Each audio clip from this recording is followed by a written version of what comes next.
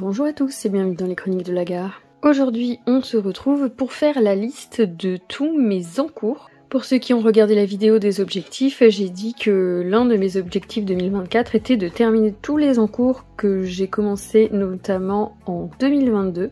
Donc je suis partie à la recherche de tous mes livres et de tous mes encours pour pouvoir faire une véritable liste de ce que j'ai à terminer. Alors on commence avec le Menuet de bonheur. Donc j'ai un très vieil encours à la fin du livre qui est ici et c'est sur les petites cartes. Et j'avais décidé de tester sur les petites cartes si les luminances passaient bien sur ce papier. Alors c'est un mauvais choix puisque le papier ici est pas le même que celui dans le livre. Voilà, là j'avais refait un test ici avec un peu d'aquarelle. Là c'était que du crayon et là j'avais pris les mêmes couleurs que sur la carte là. Donc j'aurai ces deux encours à terminer en sachant que autant celui-là il sera faisable parce que c'est pas du papier horrible, mais celui-ci je pense pas qu'il soit terminé un jour puisque j'ai abandonné ce livre là et j'ai racheté la version anglaise.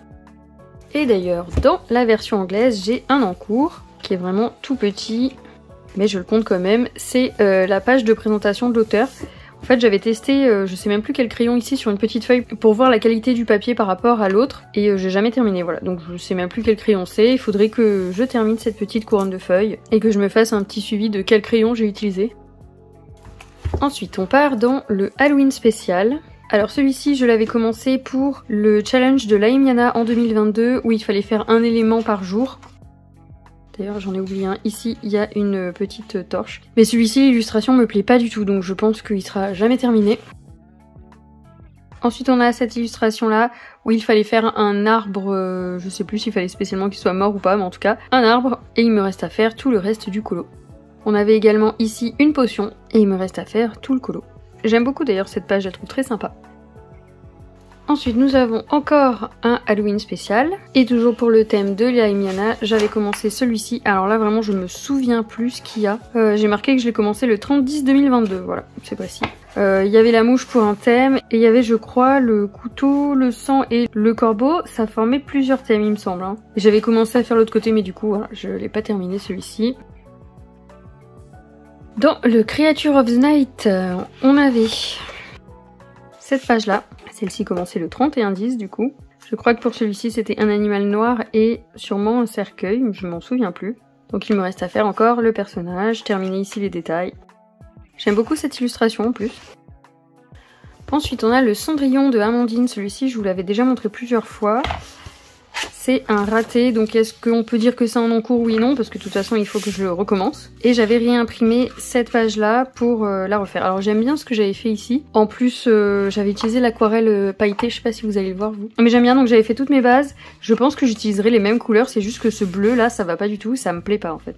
J'arrive vraiment pas à m'y faire. Donc voir comment je m'en sors sur la deuxième page, mais je dois reprendre tout ce colo. Et je devais imprimer ce côté là aussi pour cacher le désastre.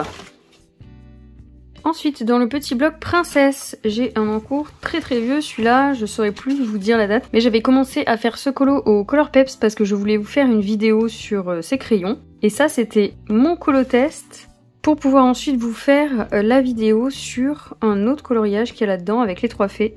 C'est pas les mêmes tenues. Ah voilà, j'avais mis un petit truc. Voilà, c'est celui-là que je comptais vous faire en vidéo.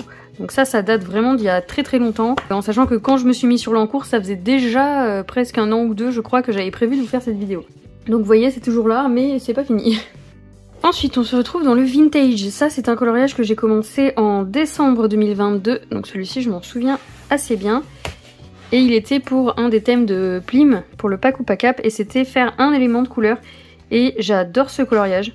Je trouve que je me suis vraiment pas mal débrouillée avec. D'ailleurs, je me demande si je vais pas aussi faire le cadre en vert, je pense que ça rendrait hyper bien. Faut juste que je prenne le temps de le terminer. Je l'avais mis en pause parce qu'on était parti en week-end et que du coup j'avais pris que du coloriage mystère. Et ensuite on avait commencé la nouvelle année et donc tous mes objectifs qui me prenaient beaucoup trop de temps en 2023 et j'ai jamais fini ce coloriage. Ensuite on passe au beaucoup plus récent. Donc il s'agit de l'illustration offerte par Dragon Heart que j'avais commencé à vous faire en Color and Chat. J'aime toujours dans cette illustration et elle sera finie prochainement. Sans doute, je vous avais dit en live, je verrai. Ça dépend du temps dont je dispose.